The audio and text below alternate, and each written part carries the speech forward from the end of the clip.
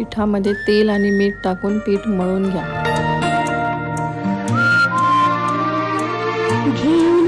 4 ते 5 शिट्ट्या करून बटाटे शिजवून घ्या। बटाटा किसून त्यामध्ये हळद, तिखट, चाट मसाला, गरम मसाला, कोथिंबीर, मीठ, चिली फ्लेक्स टाकून सर्व मिश्रण मिक्स करून घ्या।